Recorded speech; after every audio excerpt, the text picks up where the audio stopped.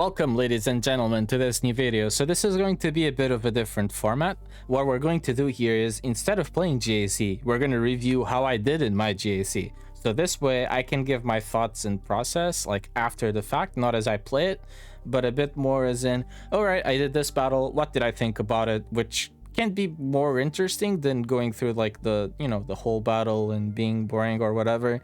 So I think this is meant to be more of a, more yapping. I'll have to talk a lot to do this. We'll see how it goes. Maybe it's fun, maybe it's not. It's definitely different because most people will just upload the GAC being played, me including. This way I feel like I get to review what I did. Maybe I get to learn something from what I did.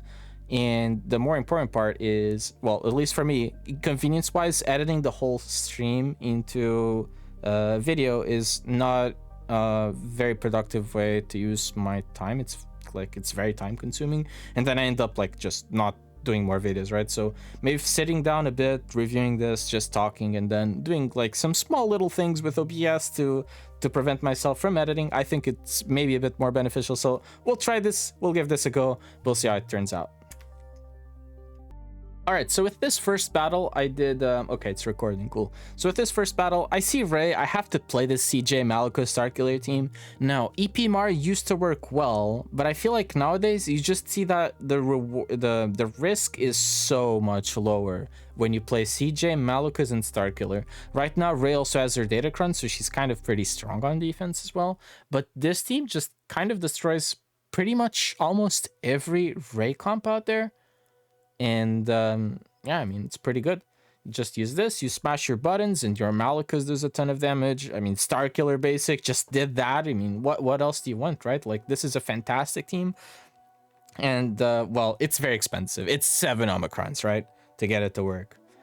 But it's worth it. I mean, it's very worthwhile of your time. Highly recommend if you can. All right, so here we got to fight the new Kylo with the new Datacron, right? Set 15. So what did I do? High protection Datacron. I think I have like 55% protection.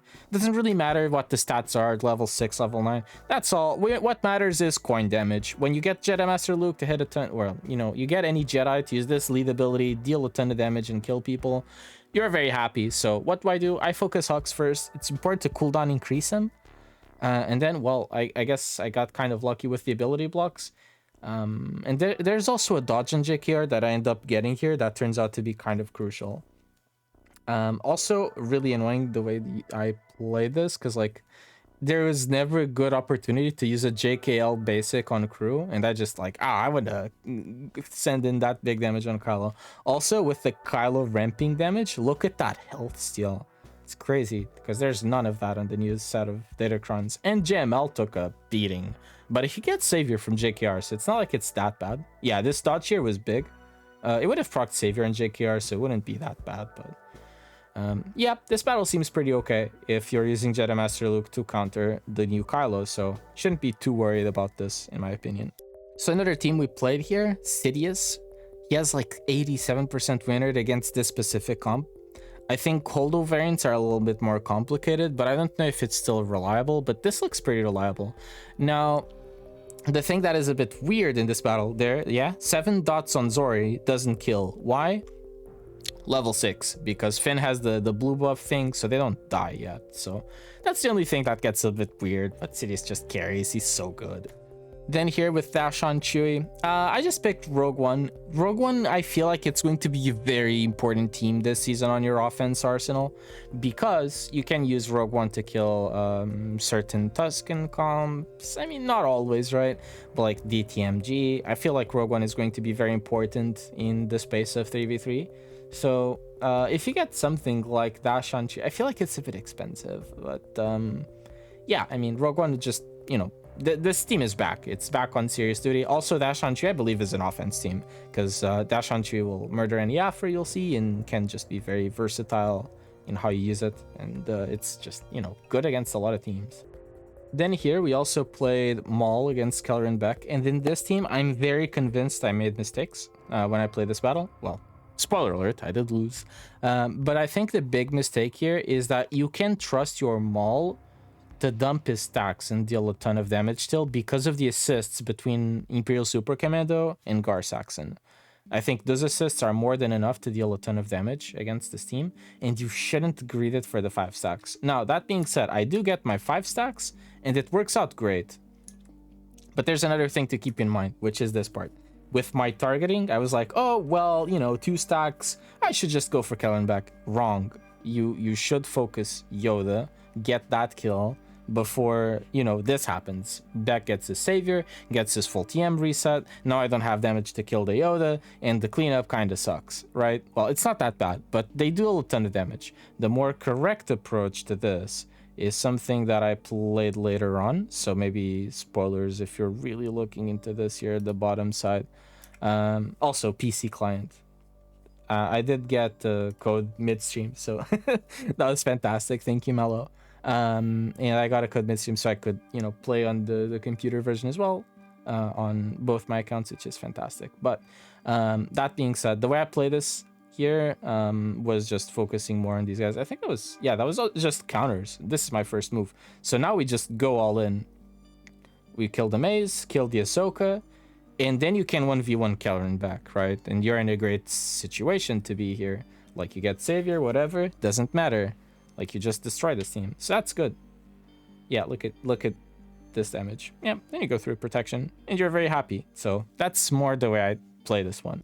Anyway, if you were curious on how I cleaned up the Kellenbach, I just used JTR BB-8 Ferhan. I'm gonna use the thing that I just played against to beat it. So GMY has a small AoE damage, Kellenbach doesn't have AoE damage. So you can send in JTR and a couple of extra people, use the level 6 where people don't die, and wow, it turns out that he just destroyed Kellenbach. You put the days, the heal immunity, so he can't get his savior at full capacity. It's great. It's an actually cleanup. Living up to the name like that. This also opened up the back wall, which we'd have to fight the same Maul. Here, GG no STAP, that was odd. And then it had the Jabba there at the bottom, which didn't really show too well. My head is just hiding it, I guess. But yeah, we kind of have to figure some things out. I heard Afra works against this, so if you have like a very teched out Afra, maybe she can do some damage versus Jabba. I don't know if I'd expect that to be reliable, but I did hear about that. Then here in the top zone, I wanted to play against those Gungans. I believe that's the first thing I'll do. And the result is kind of disastrous. Alright, so for you folks that don't know how the shield generator works, you see these protection up stacks, 14. This is basically the amount of damage you need to hit it, like the amount of times you need to hit it until you destroy the shield generator. This I didn't really understand while I was playing it live, but chat enlightened me. Thank you, Russell. So when you play this, oh my god, the time it takes to play the battle. So 2 stacks, what happens? 10 stacks, what happened here? Very important to understand, because sometimes with these new teams, we don't really understand what's in their kits and what is in their datacron. But basically with the shield generator, right? This protection up thing, right? This blue protection up is the amount of times you need to hit it. Once it hits 0, via the boss NAS datacron, this thing comes back. The shield generator will revive. That's the thing that is really about the datacron that keeps it around. And basically, while they have the shield generator, just picture it like the movies, right? While they have the shield generator, hit the shield generator, don't hit the Gungans. So you take out the shield generator first, and then you can actually play the game.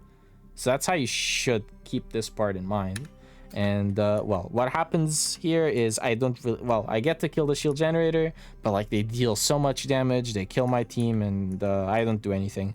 Reva is not the counter against this. Maybe against Jar Jar DC, definitely not Boss NAS. It just doesn't work. It's I saved Reva particularly for this, and well, it doesn't work out too well. So the alternative solution was, fortunately, I had Leia still to spare. So I just used Leia against these guys, and it all turned out okay. So I'm just gonna skip a little bit, but you basically just hit the generator, they get the generator back and whatever. And then what I did was focus Boss NAS, and then Jar Jar, and then Tarapals. Apparently there's a bit of a debate whether you should go Tarapals for like extra damage because your shield generator acts a little bit like a tank, or if you should bring out Phalanx and protect Jar Jar and Boss NAS a little bit better. But yeah, basically you just end up doing like a little bit of damage to these guys and you get to kill them. I'd like this, you know, part to be a bit smoother, but yeah, All right, we got to kill him, so that's not too bad. A little here before, I also did like Jabba, Bane versus Jabba. Bane versus Jabba is easier, right? Bane just deals damage, he kills things. So I was just gonna skip through that one. I'm gonna see if there's like any more interesting ones here. Here we did Bounty Hunters versus Night Sisters. So the only thing I'd really keep in mind is you try to reach contract without killing anyone. If you're playing against oMerrin, and then you delete Merrin and it's GG. Not a whole lot more going here. With Tuskens, I found it very odd because this has Boba Fett Sign of Jango instead of Raider. This is just not the best option in my opinion. You should just do Raider, Warrior, Chieftain. It's such a better team.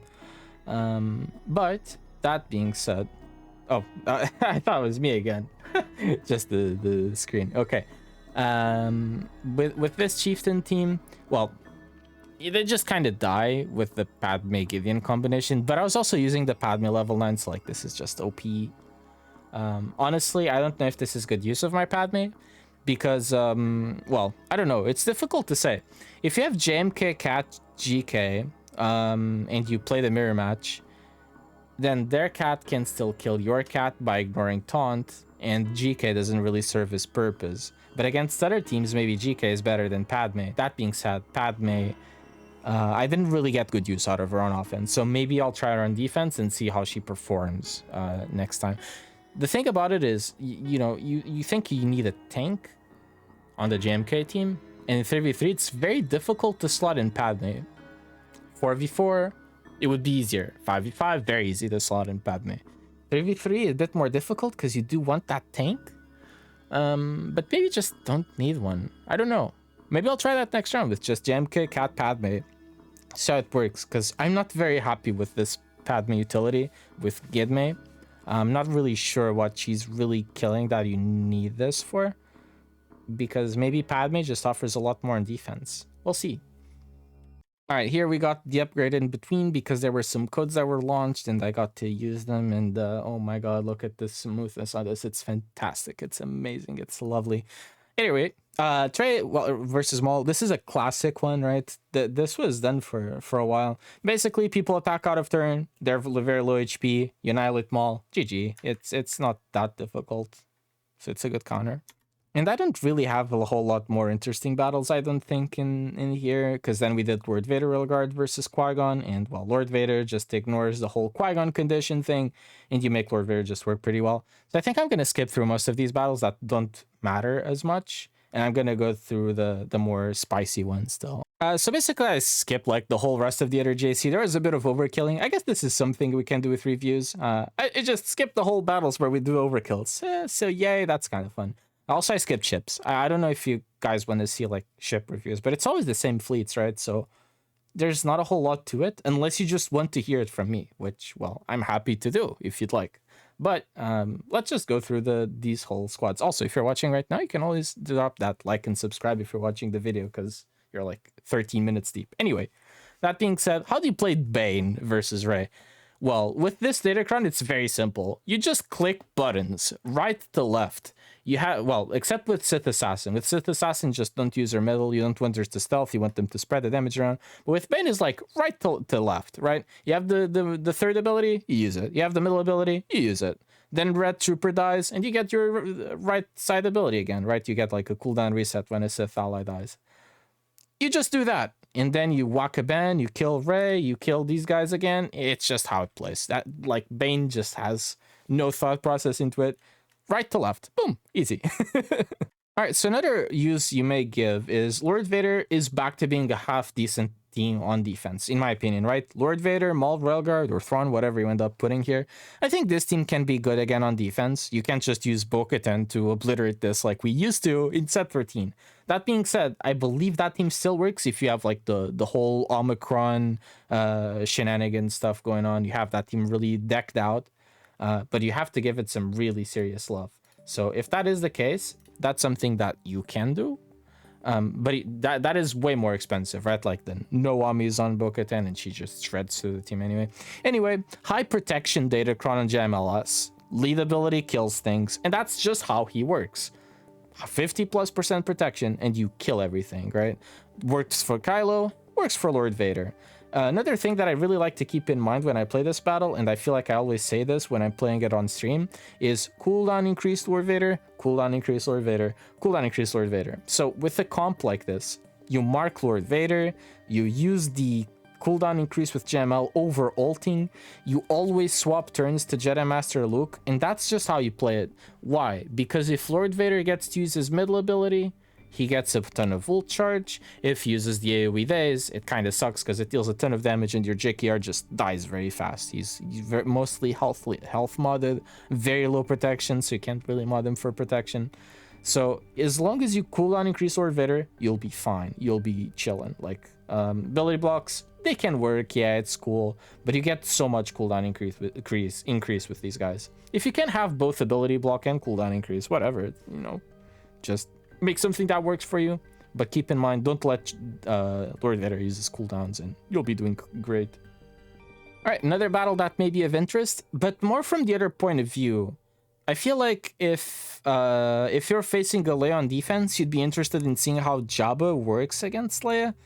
Man, this does not look good. I believe the Datacron here is one of those 15% HP protection for Darkseid, but you just kill Bausch Leia so easily. I think this battle is very unplayable for Jabba. Now, that being said, I do get to focus her. Here with Drogon, you can also do basic on Bausch for some really serious damage. But, like, this battle just feels unplayable for Jabba if you plan to use Jabba as an offense counter to Leia, so keep that in mind. I guess this is also another cool thing about Malgus on offense. If that is the case, and you fight Tuskens, then one thing you can do is this DR split, which is just so good, right? This 3v3 team has been good since Malik released, and it still does wonders. How does this play? Well, you get the death mark on Chieftain, eventually you get to kill Warrior via the AoEs, and then the difficult part, really, is that you start dealing too much damage, and you just one-shot the Raiders, but your DR AoE won't one-shot them. That's the only thing that really kind of sucks in this battle, but it's a good counter to keep in mind, because it's probably good to save Malgus for offense, and you want that versatility to kill like a Rev or something, which I assume it still works. I'm not sure, I didn't get to play against Rev actually. But you can just split DR and Malgus into two teams, and you know, sometimes you just use them throughout the teams that are still left over. Actually here, no cuts, let's see what's in the back. Trench, Boba Fett, Sign of Django, so GG STAP, that's kind of interesting. Finn Holdo Zorii. That team, by the way, doesn't look as good for Sidious. Not Sidious, sorry, Datacron Sidious, so I was looking into it, I was like, oh yeah, can I do it? No. But anyway, yeah, so this is the split, right? If you do JKR and JKL with Jedi Master Luke, then you have this team left over. And you have this team left over, you can just use it versus Malgus. Malgus, I don't recommend being on defense, because very often you can just get away without using Cal on your JMLS battles, and you just have a team like this pair. Honestly, I mean, not necessarily. Actually, both people that I played against place Mace with their Kelleran Bucks. So maybe you can exploit this, or maybe they just do some different comp or whatever.